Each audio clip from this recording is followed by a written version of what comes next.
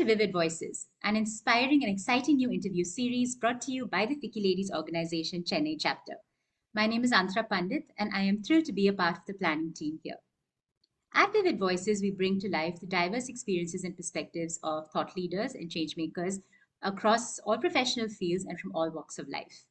Our platform aims to inspire you, of course, spark conversations, break stereotypes, and equip you with the tools that you might need to make meaningful change and enhance your daily life. So, whether you are a homemaker, an entrepreneur, a student, or just somebody purely, looking for a little bit of inspiration, Vivid Voices is a platform for you, as there is something for everyone.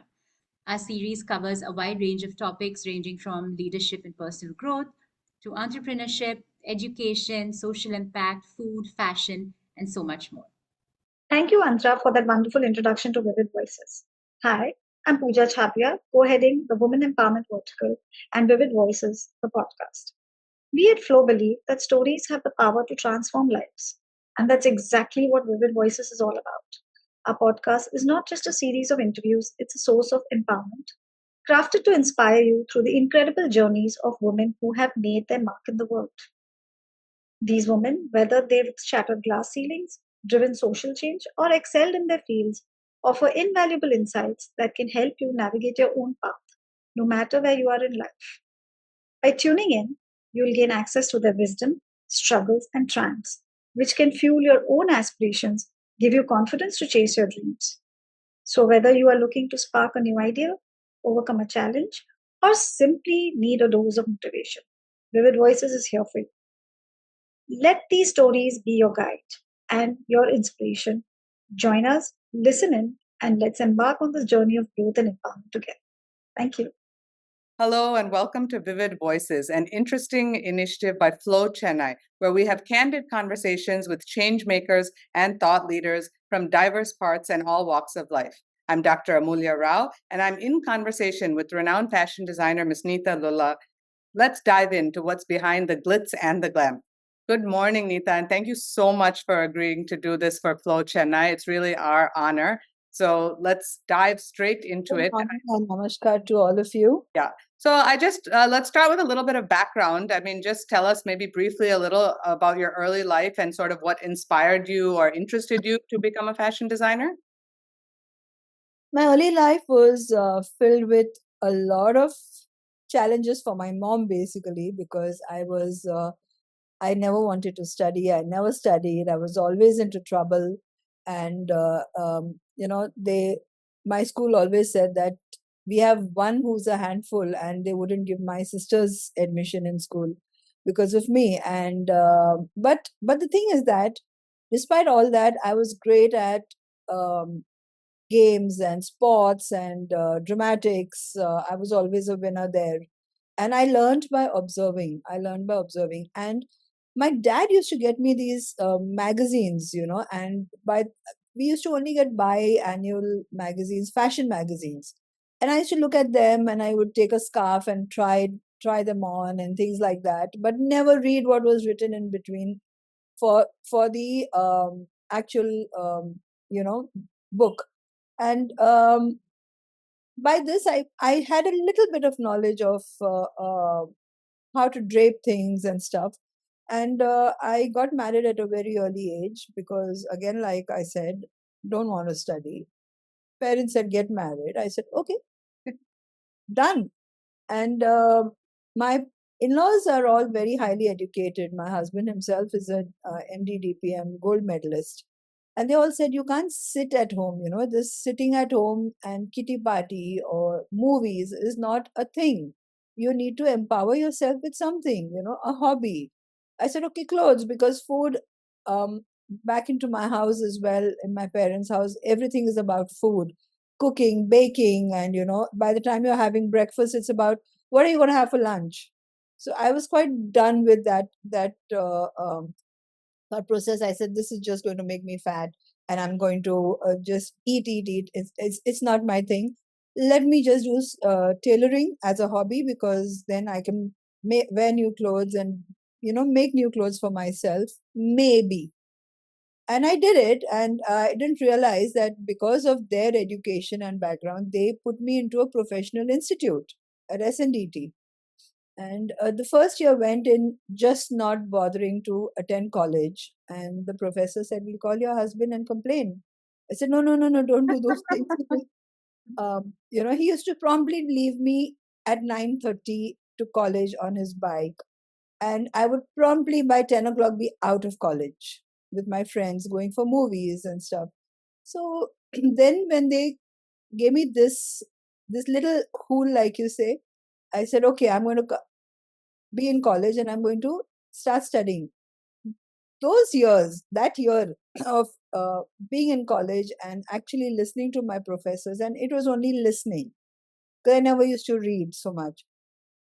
I started picking up, and it kind of inspired me. By the end of my fourth semester graduation, my principal called me and said, "Why don't you do history of world costumes or history of Indian costumes? Study it and do a PhD." And I just looked at her. I said, "Ma'am, I just want to finish this class. I want to finish college and I want to leave. I cannot do PhD." She said, "But your professor said that you're very good at that." I said, "I just listen and I respond." So I didn't. But there's a circle of life to this, that after all this, I started doing a lot of period films. And by default, I'm doing history of costumes because I have to research, I have to go to the libraries, and then I have to make according to, what is historically accurate. So So they knew something that you didn't. obviously, I think that is what professors are all about, guiding you to what you don't see in yourself. Absolutely. So after college, then, I mean, did you immediately get into the industry, or what was your first big break? What was your journey after that? So I was very good at fashion choreography. And Hemant Trivedi, who was my mentor in college, saw this talent and said, "Why don't you come and choreograph with me?" I used to do makeup with him for backstage for all the model students, because at that point in time we never had professional models who used to work for a graduating collection. So I used to help him with makeup. I used to help the students with styling, and I guess that's something that helped me understand, um, whatever I needed to see visually. I'm just going retrospecting on a back story on this one. And then Jeannie Noroji said, "Come and work with me professionally." So I worked with her and I choreographed shows, I groomed models, and I trained models for almost 2.5 years. Um, and she had just about started giving me a full shows to choreograph, and I was enjoying it. Then there was my one of my family members was making a film, asked me to help out on the film. I said okay, and I helped work on that film simultaneously, and the film became a big hit in terms of clothes. I started getting responses, and my first film was with Bhanupriya and Kimi Katkar, and I got a lot of calls to work on various projects, with Swapna and Salma Aga, and Bhanupriya herself was giving me clothes to her films to work with. And Jeannie was very upset. She said, because back then there was a divide between film clothes and mainstream clothes. So film clothes were kind of, "What are you doing working on film clothes? They are so passe." I said, "No, I want to work on it. I'm enjoying the process." She said, "But you're so good at choreography." And I didn't kind of pursue that. And of course, she was very upset with me. Um, but yeah, and that's how the journey in film started. And when I started films, I started doing these little capsule collections from home, linen or khadi kurta pants with little pockets in brocade and collars in brocade, buttons in brocade, and things like that. Where I got my first um, opportunity to design a bridal outfit. I did that bridal outfit, and for the first time, I introduced two dupattas, because when I got married, I had this one dupatta which I had put on my head, and I was sitting like this. And at 16, when you're not enjoying your own wedding, which was all fun and games for me back then, I was like, what am I doing with this big heavy thing on my head? But that was the concept. And I saw a lot of whatever weddings I went for, I saw all the brides sitting like this, cumbersome, and I introduced the second dupatta. I said there should be a second dupatta. And the bride looked at me, she said, are you sure? I said, yeah, let's just do it, let's have fun. She said, okay. And she was a friend. And we did it, and people were like, what is with the second dupatta? And there was a red, of course, and back then in the 80s, red was very popular. uh, the second dupatta took on by storm. So I got a little more confident, and then I said, okay, let's do pink instead of a red bridal. And that's amazing about the dupatta, because I'm South Indian, so I didn't know. I just assumed that that was how it was always. So now No. that you're saying this, that's fantastic that, that now I met the person who was actually responsible for this. That's amazing. Yeah, so then the color pink got into film, into bridal costumes. So my journey has not been a single straight road. It's been like a three-pronged, There's films, there was choreography, there was mainstream design, and yeah, that's how it was. That sounds fascinating. So with regards to the film, you've worked, I think, in Bollywood, you've worked in Tollywood. I mean, is it similar or different? I mean, are those two industries very similar to work with, or is there a special aesthetic in one versus the other? I mean, just describe the maybe similarities and differences working in sort of the Hindi film industry versus working in like a South Indian industry.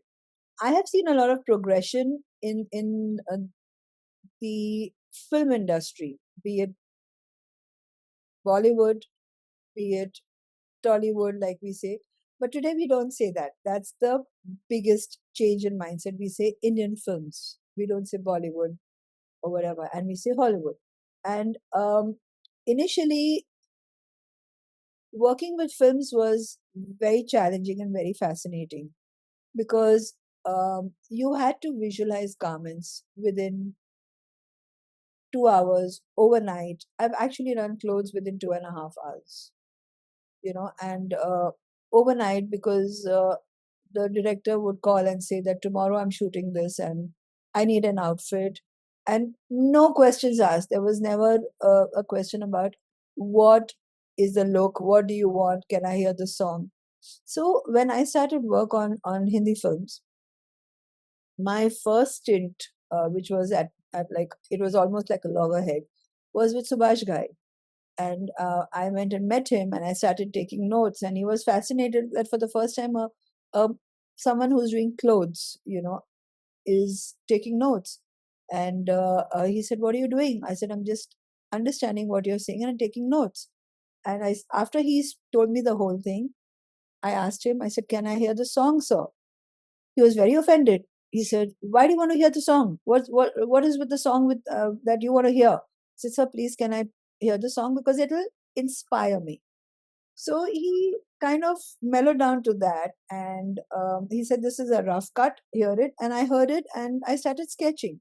So by the end of it, I sketched out the entire outfit that I was going to make for Khalnayak, which was on Ramya Krishna. And he was so fascinated. He said, I've come across someone who does this for the first time, and you're going to go a long way. So that was my thing with Bollywood, where I started actually asking for script, asking for a storyline. And he taught me, he said, do you know what's characterization? I said, every director who speaks to me says, when I ask for a character of a girl, says, she's a rich girl and she's a spoiled brat, and that's about it. He said, no, characterization is about the personality, the mannerisms, and that's what he taught me. And I was working with that. Coming to Tollywood then, it was almost 6 months behind, unlike today, on every aspect. Technically, camera wise, they were brilliant, but I once get a call to ask for, because I just finished working on Judwa. I got a call from a certain director asking me on the phone saying, can we speak to Neeta Lula? Can I speak to Neeta Lula Taylor? So I was like, sir, నేను tailor లేదా sir, నేను costume designer. He's like, oh ma, you speak Telugu? I said, yes sir. So then they got very comfortable, and even when Jagadika Virudu happened, a similar stint happened with me. But um, through time, I saw a very beautiful progression happen with the way the industry evolved. Then in the early 2000, I think, no, mid 2000, I got a project which was called One Night with the King, which was a Hollywood project. The mindset there was completely different. So the director would speak to me. It was like, you're a complete technician there, and would tell you what the requirement is, and I would say, can I speak to the actor to understand what they want? So no, you need to come up with the mindset of what you're thinking about, the narrative that you're going to showcase, and how you're going to project the clothes. And once I did that, all I got was, when the actors traveled from LA to India, all they did was just stand like this with both arms out and say, okay, what do you want me to wear? But You in know, the Indian film industry, do actors and actresses have more of a say, or not really? so from where we come, costuming was very nascent. So the actors, be it Sri Devi, be it before that Hemaji, everybody had a mindset of what they wanted in terms of comfort. So when I joined the industry, I I was asked questions, but I had technical answers for them. I had reasons for why I was creating a character in a particular way. I had reasons for why I was creating a cut for the actor in a particular way to enhance or kind of conceal a figure type, or for a narrative to be projected on screen. So people started believing in my work, you know, and because of that, I got to do so many projects, and we were also stylists. We used to do the styling for their magazine covers, for their ads campaigns. So I had, by the time I did Devdas, I had almost finished 225 films and almost 100 styling assignments. And it was all about organizing, understanding, getting the introspection of a character, getting the narrative from the director, understanding his how he wants to project the canvas, and working on it. During the filming of Dar, sorry, during the filming of Dar, there was a particular scene that we were working on for Juhi, and Yashi wanted a black sari for that. And because of the background that I saw of the set, I wanted to give her a grey sari. So he was like, we kind of had a very uh, healthy argument on that, and the director of photography, Manmohan Singh ji, was there. He said, you know what, actually Neeta's right, we should give her grey. And we gave her grey, and the whole thing looked fabulous in the way it came out, very strong. So he told me, he said, you're not just a designer, you're a costume technician, you know that. And I got the title of a costume technician from there, because by then only we were costume designers or tailors. And as a costume technician, you kind of look into a 360-degree of the portrayal of the character and the visual aesthetics, and giving a kind of a different cut and look and feel to the kind of clothes you're making. So do you feel that that's like an innate talent, or some of that you learned when you were studying fashion, or a combination of both? Talent, Amulya, I don't know whether I had, honestly. You must, otherwise you wouldn't be this successful. No, because I see a lot of children today, young kids, 20. By 3 years, I want to do this. By the fourth year, I want to do this. And in 10 years, I want to retire. I'm like, I never had that mindset. I never thought about it. Today, the youth, the Gen Z, and the next generation have it all planned. We never had a plan. And by virtue of that, I say I never had a plan. I never knew that I had this talent. But working with my mentors, I think gave me a lot of visual aesthetics.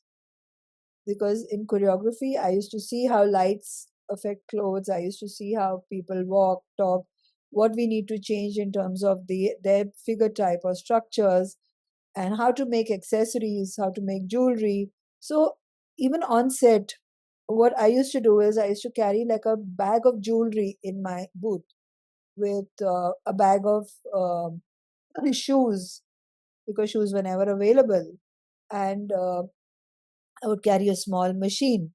The machines were available then, but whenever we went like really far off, and in case whatever was required and we didn't have it on set, I would pull it out, make, break, and make it. And all my films, the many I've done, starting Joda, I did not make the jewelry myself, but I've, whether it was Hum Dil De Chuke Sanam, whether it was Devdas, everything was handcrafted by my karigar and me. Wow. So it was something that it was a norm for me. You know, today you think 10 times, what am I going to do? How am I going to do it? This is what will happen. We never had the bandwidth to do that because we were working on so many films together. So this was something that one had to do by default, and you never thought about, oh, this is not my job. Everything that happened on that set was my job. But do you find a difference in the way sort of young designers now think? I mean, you just said, I would do anything and everything. These days, do you still think that younger players who are entering, do they come in with that same mindset, or is everything much more like this is only my role, and is it a lot more demarcated? I think the industry has become a lot more demarcated. You have stylists, you have jewelry designers, you have merchandisers, you have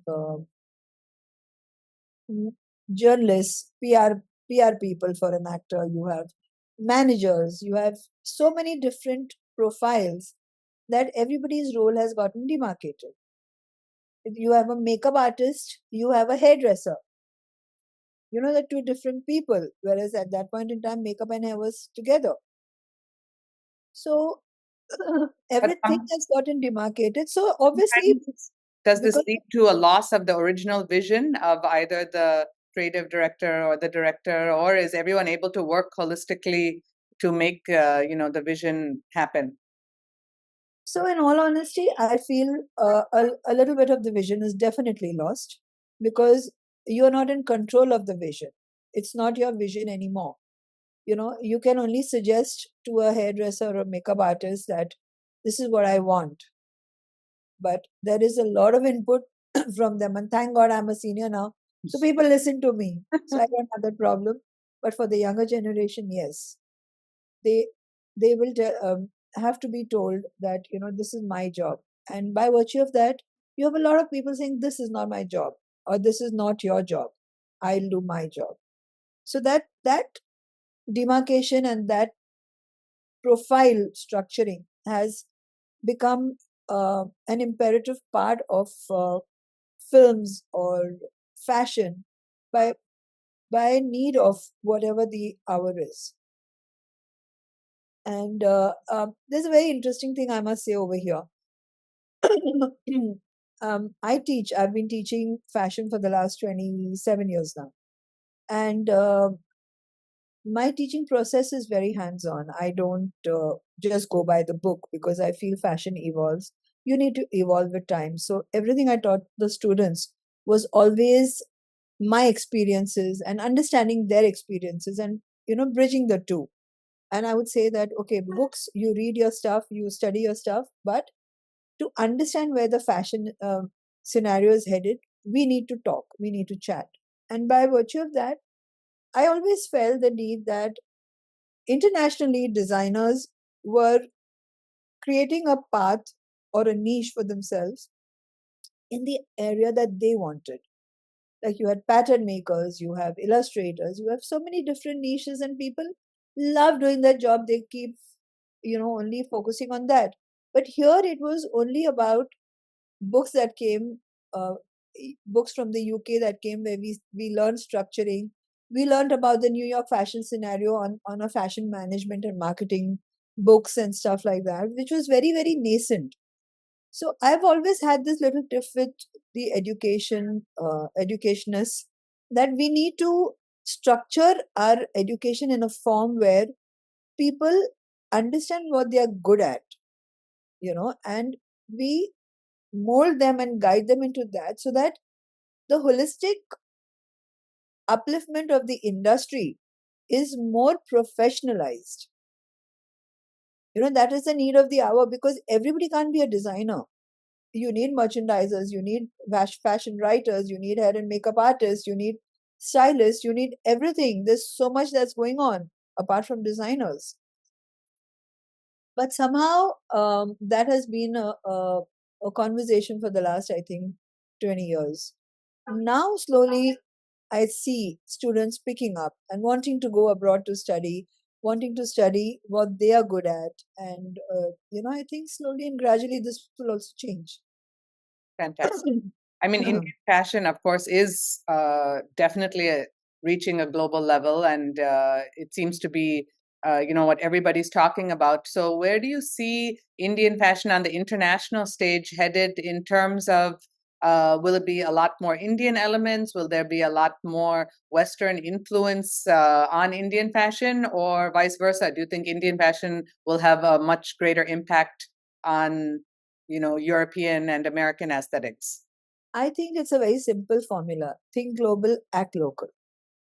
I think that's a very basic formula, because what's going to entice the global consumer is going to be your aesthetics of Indian and contemporary.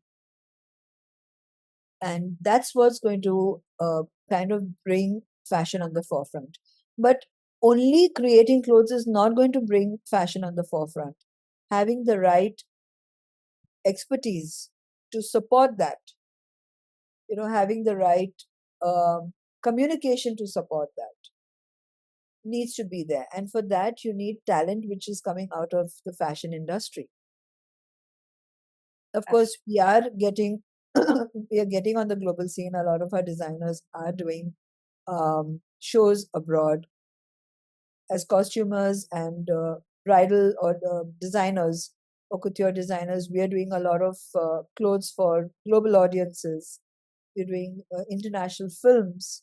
So, by virtue of that, apart from just that, okay, we do one collection, we do one film or 3 films or 4 films or whatever. What next? Are you listed on IMDb? Do you have a right agent abroad?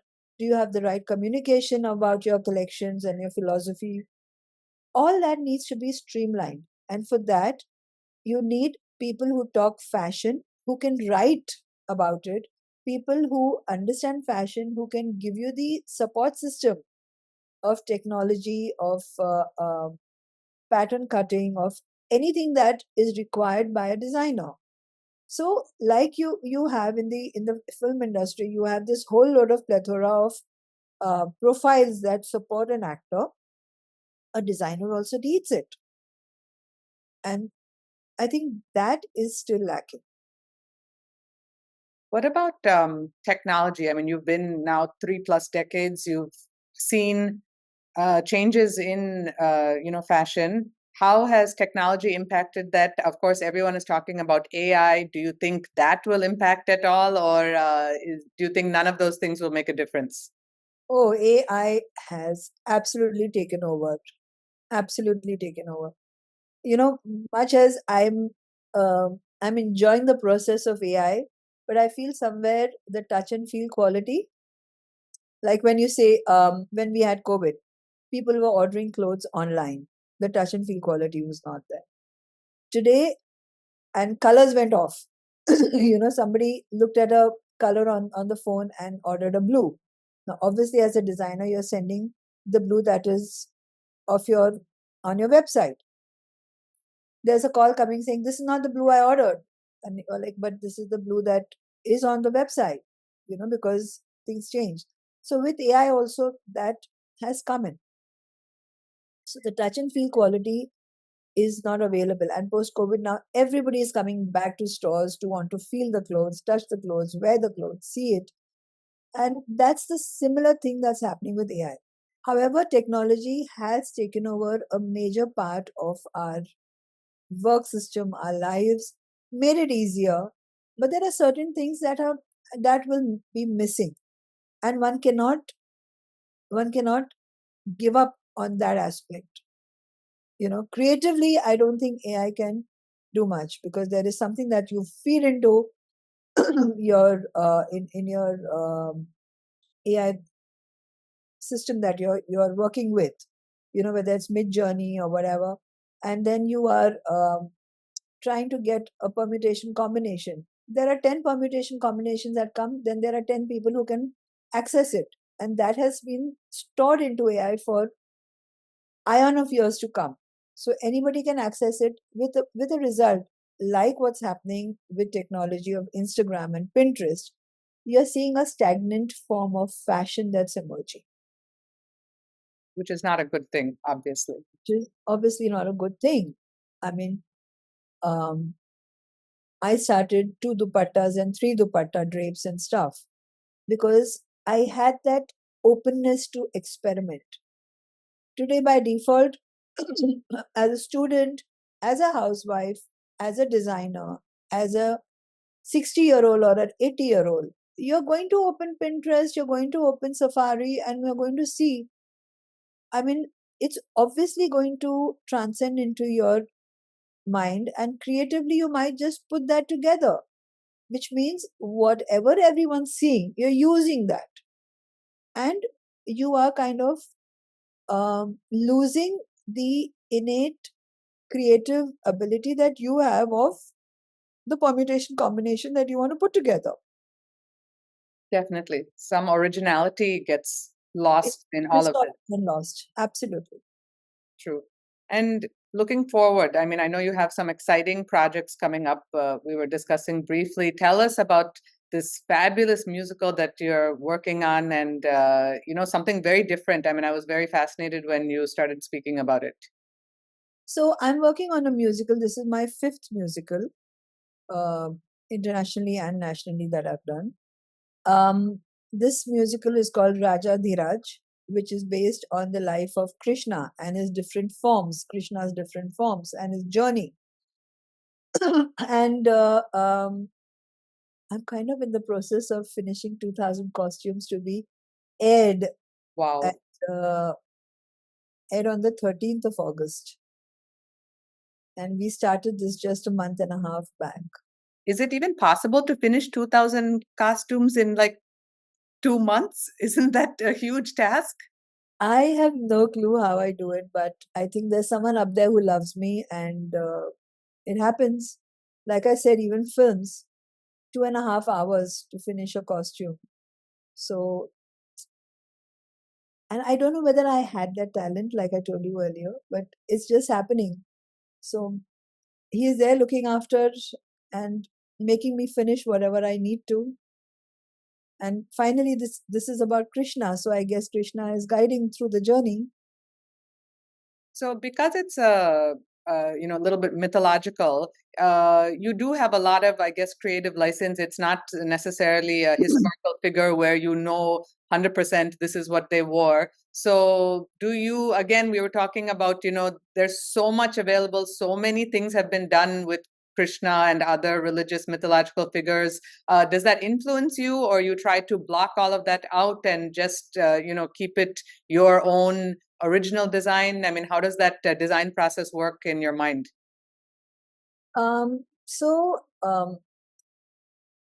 It's a very, very good question to me, Amulya. Like I just told you that I've done this is my 5th musical. Yeah. And earlier, the musicals I did were far bigger. In terms of costumes, it was 3,500 for Zangura, which was in Delhi, and Jani Jigar at the Kingdom of Dreams, Dubai, Miss Bollywood in Berlin. So all these kind of musicals had 2,800 costumes and 3,200 costumes, and it was a cakewalk. Well, we had time. We had like 6 months to finish it.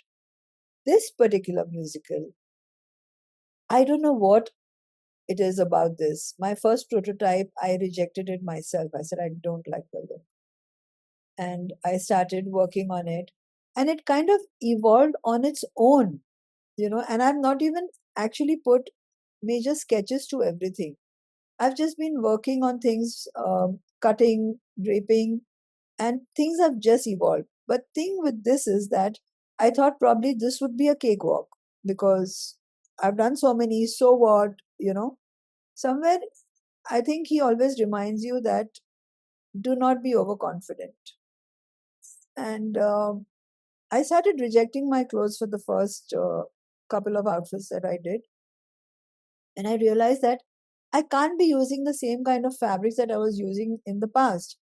I had to use a lot more Indian fabrics. So now getting certain things woven from Banaras, getting fabrics from Banaras was the biggest challenge. Getting things embroidered in places, sitting with the vendors, traveling to get these things embroidered, dyeing fabrics. As of now, when I'm working on it, we've got this fabric that has been dyed and kept. Suddenly we realize it's leaving color, and I can't use it. So today I have to actually go and see what I can do to do damage control with that fabric, because if they use it and it leaves color onto a white outfit which the actor is wearing under that, I'm done. So I have to work on that. And the challenges have been there, like they've been challenges every day. So much so that I'm working from 8 in the morning till 12:30 in the night, and then meetings are happening with my team till 2 o'clock in the morning. But those challenges are being overcome. How they're being overcome, I have no clue. I can't give you an answer to that. But it's happening. Great. The first lot of costumes have been already delivered, and I was supposed to deliver it on the 28th of August, of July. We finished that. Now the second lot of costuming is happening, and I want to finish it by the 5th of August. Give it and go for a holiday. And I'm not a holiday person. I never say I want to go on a holiday. Well deserved, I'm sure. My sisters are like, you really want to go on a holiday? I'm like, yeah, can we please take a 3-day break? Because I've never said that in 40 years of my career. My work is my holiday. Lovely.